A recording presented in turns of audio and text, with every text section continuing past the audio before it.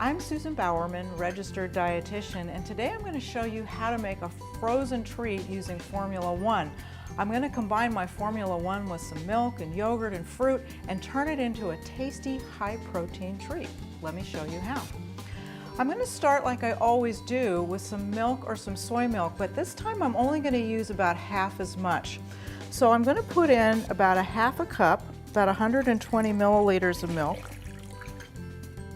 And then the other thing that I'm going to add to my pop, instead of using all milk, I'm going to use some non-fat Greek-style yogurt. I'm using vanilla flavor.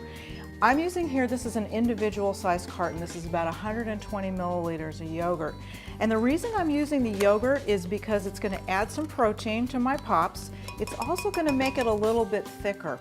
If you made your pops just with straight milk, they'd be a little bit too icy. So this is going to give it some creaminess. So we're going to do that. Then I'm going to add 2 scoops of Formula 1. I'm using Herbalife Formula 1 berry flavor. You can use any flavor you want, but since I'm adding berries, I thought it'd be a good mix. And then the last thing I'm going to add is just about a half a cup of frozen mixed berries. Now I'm going to blend it up.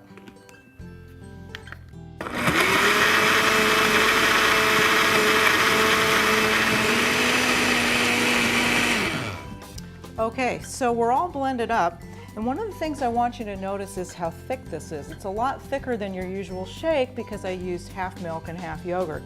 It's going to make a great pop. So now what I'm going to do is I'm going to pour these into 4 icy pop molds.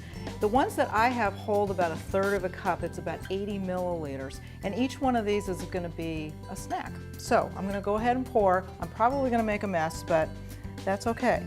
That's part of the fun of cooking. So very carefully pouring these into my molds.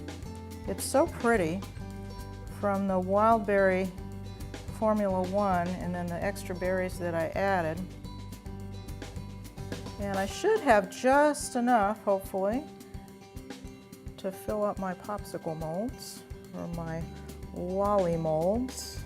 Oh, that's perfect. Okay, that's great.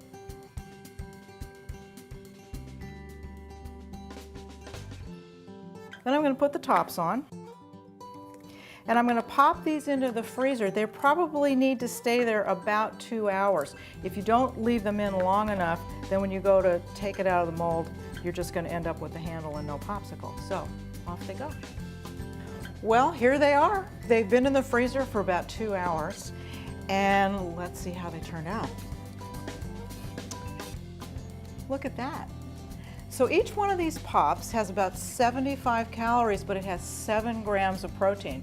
So it's not easy to get a tasty treat that's going to give you that much protein for so few calories. So you might want to try making these at home. You can keep them in the freezer for probably a couple of days. Let's take a taste. It's delicious.